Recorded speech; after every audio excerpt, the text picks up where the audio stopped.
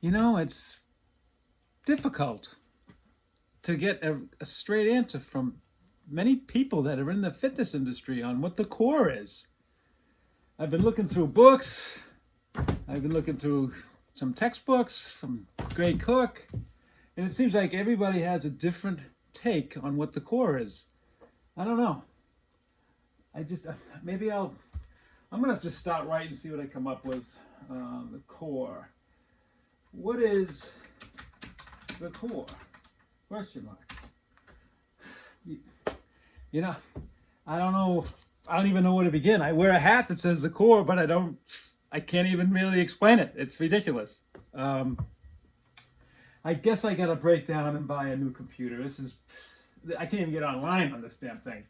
I'm just relying on books and people that I've talked to, and I don't know. The more people I ask, the more answers I get, and they're all different. So, I don't know. I'm gonna probably just break down, buy myself a new computer.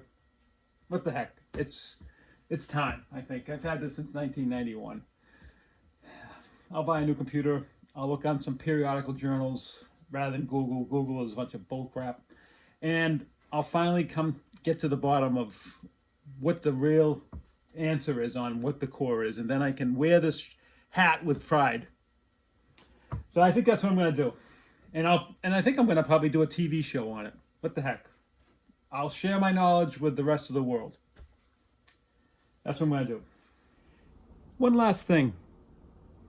I've been looking through YouTube videos, and since I got my new computer, and which is not in this room, and I thought, I haven't seen anything that really goes through a stepwise progression in terms of working from easiest to hardest on the abdominals for beginners, people that have back pain, and people that have any type of issues in their hips and lower back, and moving up to a progressive state where you go from stabilization, strength, and power. And so I haven't seen anything like that. So I think in this video, I want to also address that, going from easiest to hardest and going through a slew of different exercises that are under the stabilization heading, and then a slew of exercises that are under the strength heading, and then some exercises that are on the power heading. And I haven't seen anything like that in that organization on the on YouTube anyway. Maybe I'm missing something, but I really want to produce something like that. So I hope you enjoy it.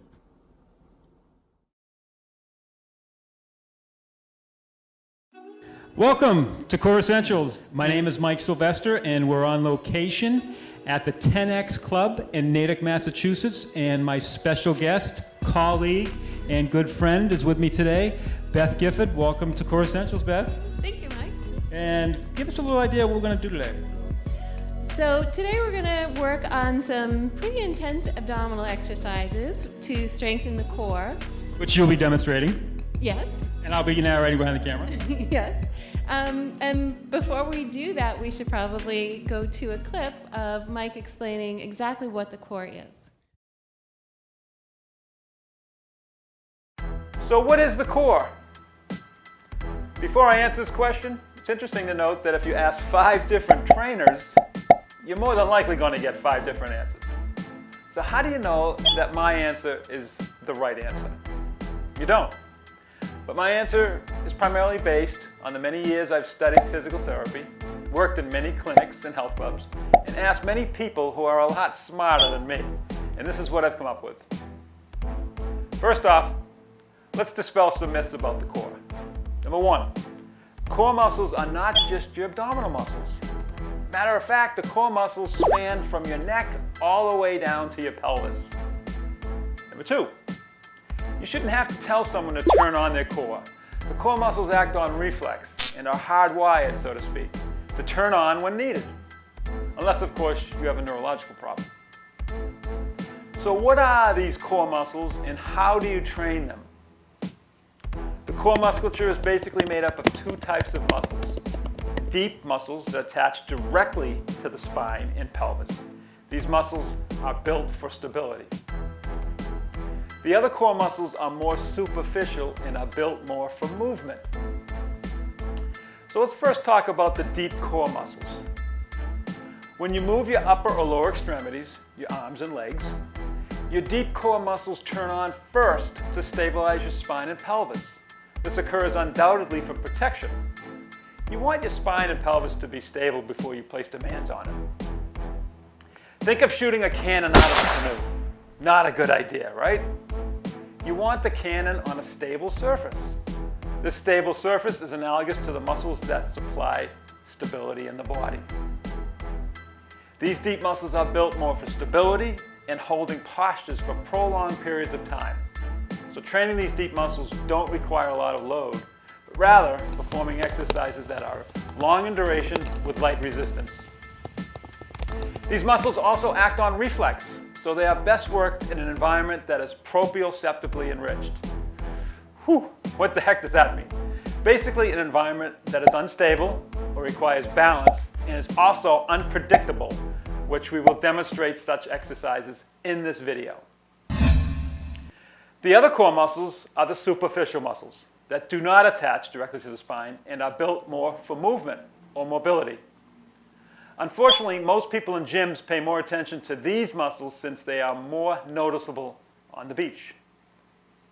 Yes, we need to work both deep and superficial muscles, but if we neglect the deep core muscles, we are setting ourselves up for potential injury. Think of working the deep muscles as building the foundation for a house. You want a stable base before you build a house, right? The foundation in the case of the body is training the deep core muscles. Training the superficial core muscles is analogous to building the house upon that base, which would be the traditional strength exercises you see most people do in the gyms, like crunches. In this video, we are going to show you both in a stepwise progression. So let's get started. Exercises that we're going to do are grouped into 3 levels: core stabilization, core strength, and core power. Although we can do them interchangeably, I always like to get core stability established first. If you build a house, you want to build the foundation first. You want a stable foundation to build upon. And that's why I think the core stabilization exercises are so important. That's what we're going to go over first. Then we'll go over core strength, and then we'll go over core power, which is doing things at a rapid pace. We call it XXX tempo, which just means go all out as fast as you can. But first of all, I think it's important to understand what core stability is. Core stability is when the spine is not moving, but your extremities are. Or you're just holding a posture where your spine's not moving, but you're holding postures. And the goal in that would be to actually extend the time that you hold that particular posture. So that's where we're heading today. The first part is core stabilization, where we're going to be doing postures where the spine is not moving, but the extremities will be. Okay, and Beth's going to demonstrate that. But first, what we want to do is go over where your spine should be when you're doing a lot of these core stabilization exercises. So what Beth's going to do is she's going to put her hands like a diamond shape right in her pelvic area. And what we're going to do is, if you can just pan in my camera person there, just very slowly onto her lower back here. And just now, I want you to go into it, we call it an anterior tilt, where she actually arches. And then she's going to actually now go down to the floor. So if I put my hand underneath here, I wouldn't be able to get it out because it's pressed hard against the floor. And then now somewhere in the middle, we're going to call neutral. If you have pain and you're a back patient, neutral could be in a different area. It depends upon where you have the pain-free range. But for people that don't have pain, neutral is between those 2 extremes. And let's go over that again. The anterior tilt, where we are lifting the lower back off the mat, which is arching, another way of saying that, and then going into a posterior tilt, where she's actually firm against, her low back is against the mat. And then neutral would be in that middle range.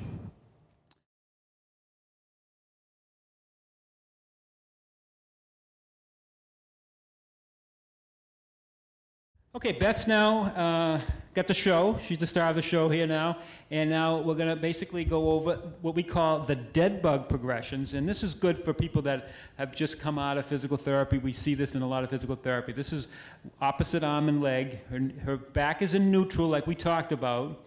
And this is the first stage. Now, if you can't bring your arms as far as that because of a shoulder problem, bring your arms back as far as you can in a pain-free range.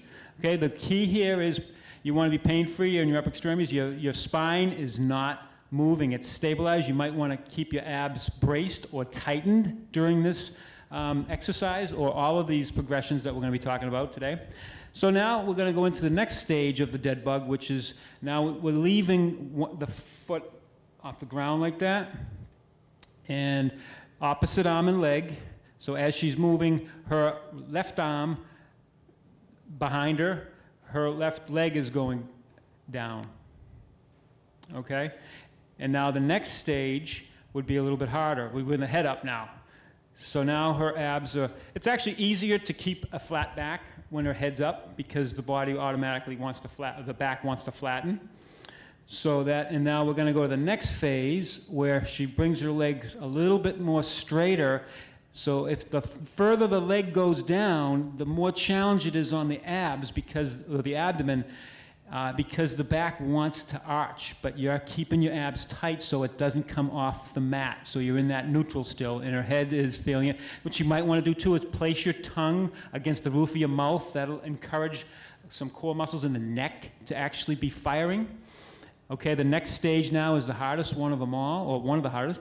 So now she's going to just bring both arms back and both legs down, just like that. So she brings them down as far as she can, her legs, without losing that neutral. Her head is up. If the head gets tired, certainly just put it down. So that is the dead bug progressions. And we're going to go to the next exercise.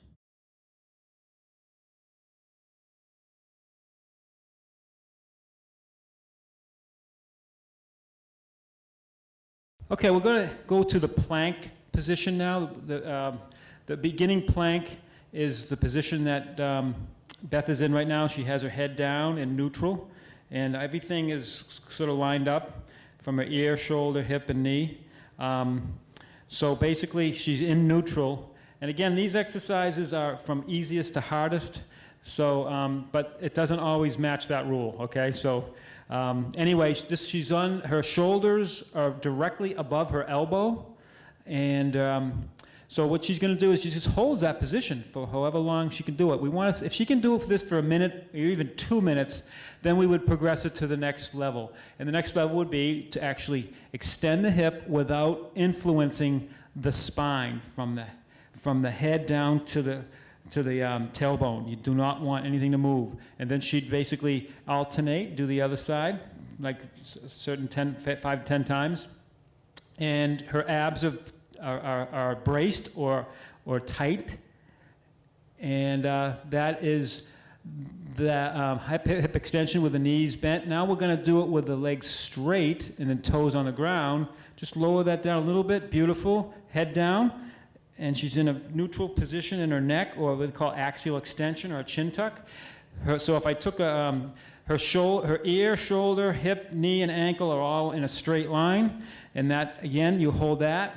Again, just move your shoulders, just rock them forward a little bit forward. So the other way, yep. So now your shoulders are directly above your elbows. That's perfect form, looks excellent. So we try to hold that for a minute. If you're doing it 2 minutes, you're doing an excellent ab workout there. Again, she's holding her abs in tight. She's in neutral, like we talked about. Now she's going to lift up one leg without influencing her spine. So again, you can lift it up as high as you can, but sometimes people lift it up too high and their back extends. Lift it up a little high. Yeah, we don't want to see that extension of the spine. You want to, or arching of the spine. And then she'd do a few reps that side, she'd do the other side, and she's keeping a nice neutral spine, looking straight down. And that is the plank on elbows and toes. Now we're going to have a expert roller roll the stability ball right to Beth, right from nowhere here. And now she's going to actually do a plank with her elbows on the ball and her toes on the mat. and she holds that for a given amount of time. Again, once you can hold these postures for more than a minute, up to 2 minutes, it's time to move on to a more difficult posture, okay? Again, her ear, shoulder, I'm just gonna have you look down a little bit more, breath, yeah. Her ear, shoulder, hip, knee, and ankle are all forming a straight line. Her shoulders are directly above her elbows. It's an unstable surface, that stability ball. Now, if she wants, she could make this harder by actually bringing one knee up toward the ball and then bringing it back, and then the other knee. So we're calling this plank on the stability ball with alternating hip flexion. And that's difficult, and we're going to stop there, and we're going to move on to the next exercise.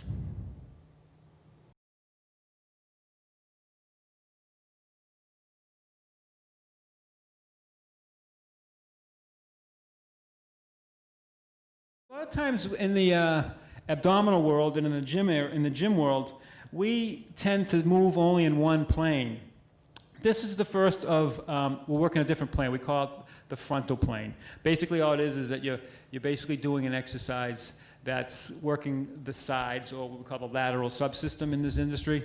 But basically what I want to show is something that people do, and I did it for many years. I did it wrong. I want you to just sag now, like that, and now just lift your hips up.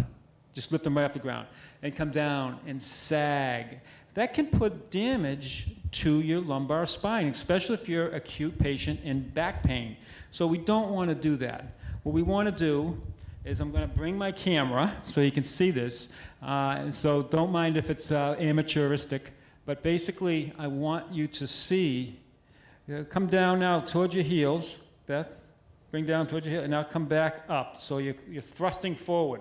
That's how we do that bridge. Come back, come down. So it's almost like, for you fitness people out there, it's almost like a sagittal plane squat. She's moving in a direction where she's almost like doing a squat, but she's coming back up, and then she holds.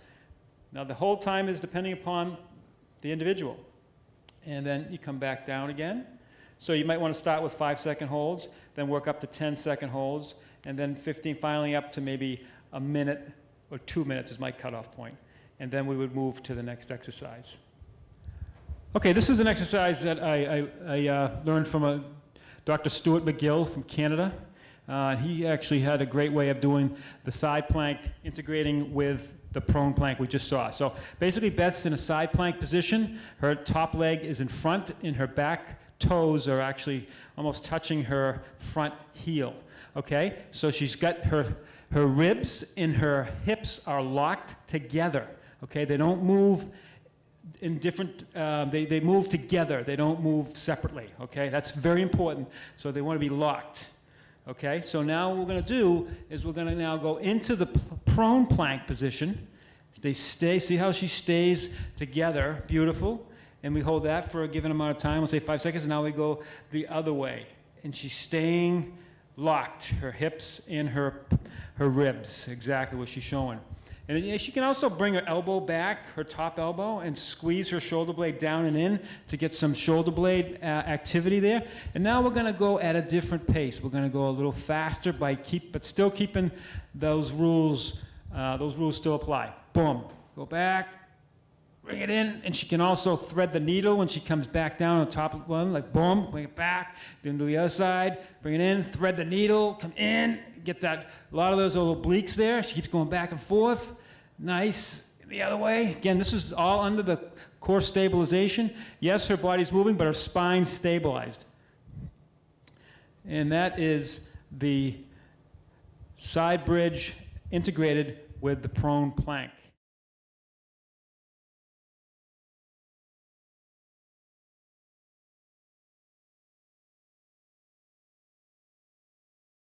See, this is Beth's daughter, and she's going to supply what we call the perturbations, or the forces to move that ball, but she is not going to twist at all, Beth.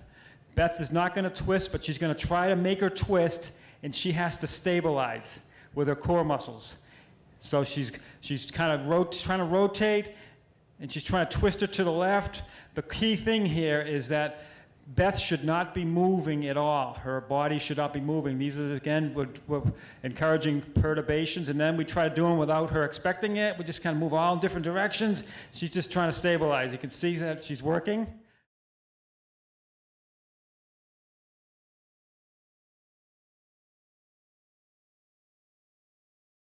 This is Beth doing the B.O.S.U ball now. It's just a half moon. You can purchase this, I believe Dick's Sporting Goods has it. You can purchase it online. You can purchase it almost anywhere now. And this is the B.O.S.U ball, half moon. And she's basically got her hands for support on the B.O.S.U, and she's got a nice tall spine. And she's, the harder part is now with her legs straight up. Some people may not be able to do that, but that's good hamstring flexibility. And then the next step is to actually bring her arms off. That's a lot of instability, and that's the whole thing on core stabilization is you try to encourage postures that are gonna promote instability, which this B.O.S.U ball does, and she's doing a fantastic job on this. So that is that series. Now we can make it harder, not to say that's hard enough, but we can actually now put the Pilates rings on her ankles, around her ankles, or between her ankles, and then she squeezes that ring while she keeps her balance. But she might want to start with her hands on the ball if she wants, and then just squeeze that thing. I'm just going to bring close up on that. So she's squeezing that Pilates ring. And as you can see, this is not an easy task. And she's just squeezing. Okay, so that's the next. And then one more, to add insult to injury, she's going to now put her arms, her hands between her hands, and she squeezes both of them now. And she can bend her knees if she wants, if it's too tough. Squeeze that. This gets the pelvic floor musculature, and a lot of the chest muscles at the same time, as well as the core and balance.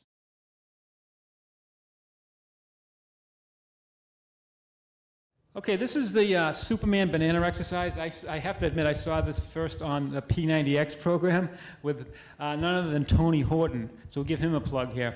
But basically what Beth's going to do is she's going to be in a Superman position with her arms up and her legs off the ground. This is working a lot of the back extensors. We're always hunched over at our desks. This is a great extension exercise. So now she's going to roll and go into the banana now. And then she rolls again and goes into the Superman. And she's moving together. Her ribs and her hips are moving as one, just like that. And again, if it's too tough, you bring your legs up a little higher. So let's show it a little easier. Come over to me.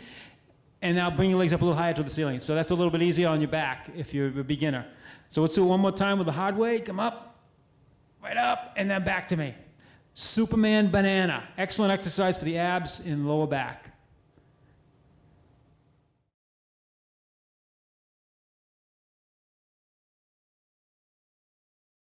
Okay, this is still part of the core stabilization exercises. Again, like I'm going to reiterate, we're trying to keep, again, that last exercise could be a little bit of strength and core stability, but, you know, because your spine is moving a little bit, but there could be some people that might challenge me on that. But this one here, we're still part, this is one of the last ones, or the last series for core stabilization that I have. Are there a lot more? Yes, there's thousands of them. Your imagination is your only limitation, but we get like an hour show here. So anyway, we're using the ab wheel. Do you want to just show that to I'm going to get a close-up on that. Just, that's the ab wheel, and basically she has each hand on it. Okay, we're going to bring you back out. And what we're going to do is we're going to keep neutral spine, and she just rolls out. She's on her knees. She goes out as far as you can without losing that tilt. That's beautiful. Comes back. Again, just go out. Keeping that spine straight. She doesn't. Let's do it wrong now. Let's just kind of go down and arch your spine. Like that. No, don't want to do that. Don't want to do that. So let's end with the right one. Just come down. And come back, and that's going to feel it. Your abs are tight, and let's do it now with the legs straight, with the feet off, with the knees off the ground. Let's try as much as you can, Beth. And come back. And you start with small motions and work up to harder ones. But you go out as far as you can. You're bringing your hips down. See if you can go out a little bit further. And so the goal is to go out as far as you can, and your hips start to come down toward the floor without arching the spine. That's a very difficult one. We're going to give Beth a big hand on that.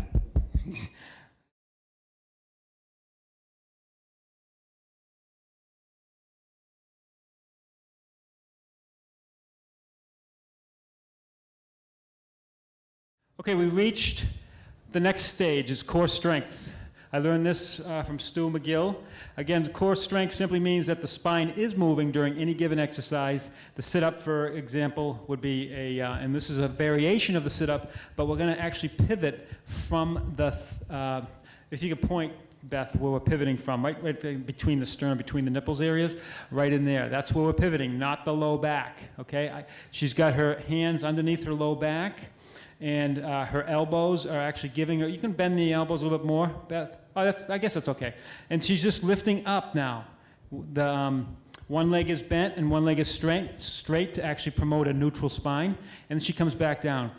If she starts feeling it in her neck, I suggest for her to put her tongue on the roof of her mouth, and she just lifts up and comes back down. It's a very small movement, but she's pivoting from that area we spoke about.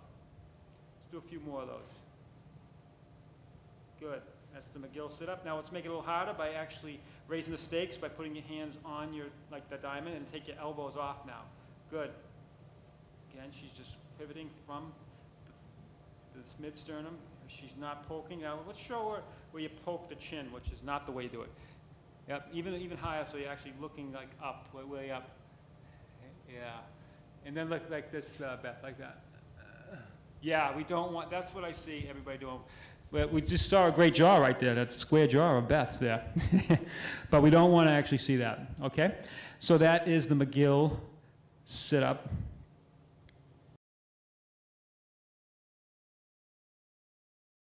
Okay, we're gonna, I do the sit-up a little bit different. As you can see, Beth, she's doing what we call, we're emphasizing the eccentric or the lowering phase. If you're on the floor, you can't go that low. So we're really stretching the abdominals and coming back up.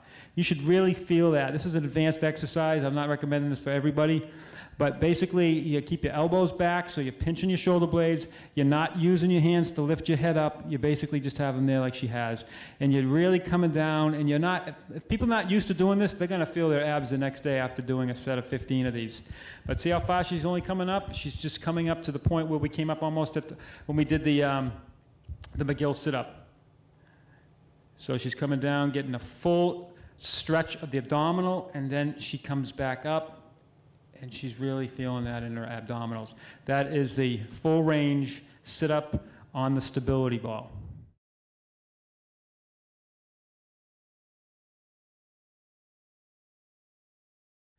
Okay, we're still in the core strength phase. We're doing the ball now. We're doing a jackknife.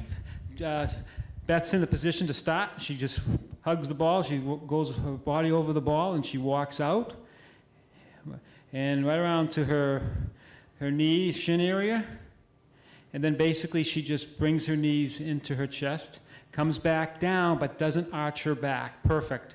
Again, go back and forth like that. Show it wrong way when you come up, bring it up, and now come back down, but sag in your hips. Don't want to do that, okay? You want to keep your hips up, and you don't want to sag. Your abs will be working there. That's the jackknife. Now she's going to roll back a little bit, and we're going to do a log roll, which sometimes some people think it's a little harder. I have some people that they can do the jackknife, but they can't do this. So she's just basically her hips are facing the camera, and now they're facing away from the camera. For a lot of people, that's very difficult to do. And her arms are staying straight, as you can see. And now she's going to go into the more advanced of these three, is the prone skier. She goes side to side, back and forth like that. The further she brings her hips down, the harder it is. That's very tough to do. You're getting a lot of rotation, but not a lot of load on the spine, which is a very good exercise for doing rotation. So that's the 3 series on the ball, stability ball. Okay, come on back. Show how we come back and dismount. As we know, Beth's a gymnast.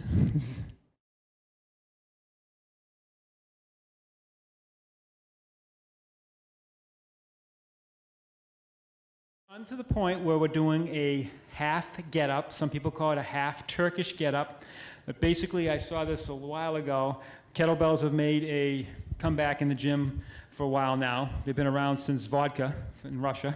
And this is a half get-up, and the way she picks the kettlebell up, she picks it up with the utmost respect so she doesn't hurt her shoulder. Good. And then she just lifts it over her head so she's got her shoulder packed down. That wrist, I'm going to move in so you can see the wrist. Show it wrong now. You just break the wrist a little bit. You don't want that. You want it to be straight. That's good. And when she lifts up now and gets into a sit-up, she keeps that arm vertical. So it's facing, it's perpendicular to the floor. And she goes on her arm. Good. Yep.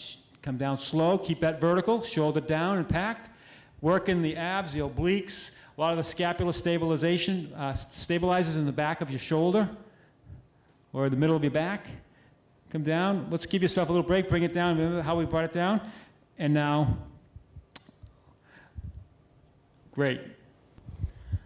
Okay, I just want to show this exercise on the other side so you can see what the other hand is doing, the arm. It's about a 45-degree angle out from your hip. And we're going to do it now with the other arm. And she's up on. Some people, a real guru in this industry named Steve Carter, just keeps the elbow on the ground, doesn't go on the wrist. But I'm breaking a rule a little bit, yeah. Because you need to do that if you're going to do the full get-up. You need to get on your hand. So we're not going to do the full get-up, though. We're just doing this. Keep that vertical as much as you can. The shoulders packed down. Beautiful. Come down slowly. The slower you come down, the more you're going to feel it. Again, one more time. Come up, keep that vertical, vertical, vertical, vertical, and come down, keep it vertical, keep it vertical, keep it vertical, slow, beautiful. That's the half get up.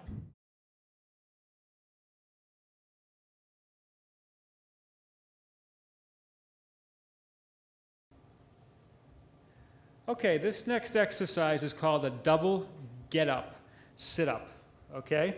And basically she has two kettlebells at her hips. She's going to curl them up to her chest, and then she's going to bring it up over her head. So now what she does, she has a partner, or she could have kettlebells, real heavy kettlebells, actually locking into her toes. So she has some support. So what she's going to do is she's going to keep her arms vertical. She's going to come up as high as you can, keep those arms vertical, and she's got good flexibility. She comes down slow on each vertebrae, come down, beautiful.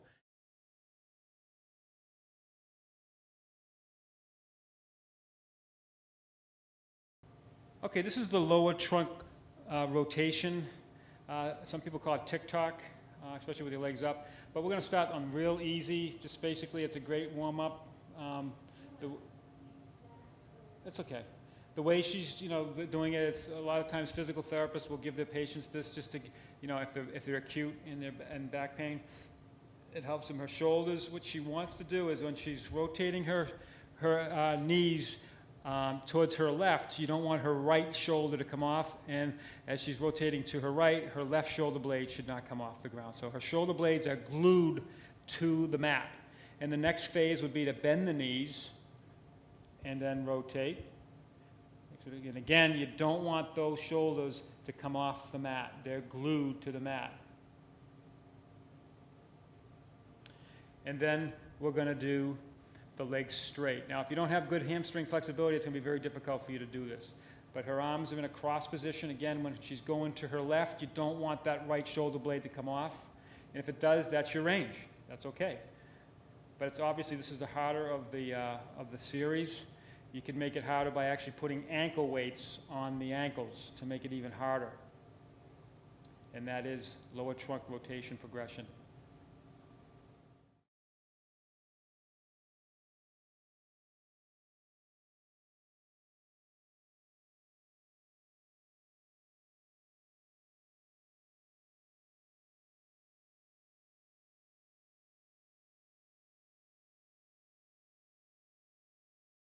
Okay, we could go on and on and on about the strength exercises. I'm just running out of time, and we're going to go into some power. This tempo is as fast as you can. We call it XXX, and basically we get Beth in a pike position with her feet on the ground, and she's just going to, this is a tornado ball. She's going to move back and forth like that, back and forth, bang, bang, bang. Yeah, this is excellent, excellent.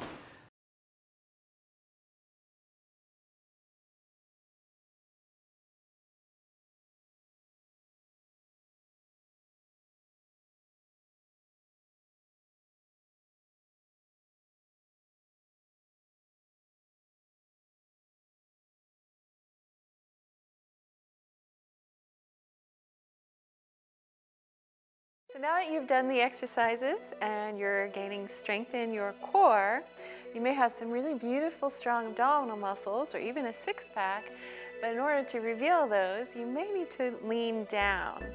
And a few strategies that I like to use myself and recommend to clients are eat a rainbow, strive for 5, and eat greener to be leaner. So eating a rainbow just means to try to eat lots of colorful foods, deeper color foods, reds and greens and oranges and yellows, pack a lot of nutrients. And the more you fill up on those healthy foods, the less you're going to have room for other stuff that may be less healthy. So think reds like strawberries and pomegranates, red pepper, greens like leafy greens, avocado, cucumber, sugar snap peas, reds, apples, strawberries, and then just the deeper the colors, the more nutrients in there. And then your body will work more optimally, you'll manage your weight better, and hopefully lean down. The other thing is eat greener to be leaner. So again, fill your plate up with greens. Try to include those in your meals as much as you can. It may mean throwing some greens into your eggs in the morning at breakfast time, filling up a wrap with your proteins and your greens at lunch, having a salad either as a meal or as a side for 1 or 2 meals a day. And again, having all those green leafy vegetables really packs in some great nutrition and leaves you satiated and not craving as much other less healthy foods. And then strive for 5. So again, staying with the theme, strive for 5 vegetables and or fruits per day. And hopefully that's 3+ vegetables and 1 or 2 fruits per day. And again, the more healthy food that you include in your diet, the less room you're going to have for other less healthy food. And the more optimally your body's going to work. It's going to be easier to shed the weight, lean down, and reveal those beautiful abs. Hydration also really important. So drink your 8 glasses of water a day. And that again will help you with weight loss if that's one of your goals. And just to work optimally. And then protein, making sure that you're getting enough protein. And a little quick, easy way to do it is about 0.5 grams of protein per pound of body weight. So it's really simple. If you say, I weigh 130, I need half of that, 5 grams of protein a day. And try to get healthy sources of protein, leaner sources, or vegetarian sources are all really great options. So eat well, stay hydrated, and stay healthy.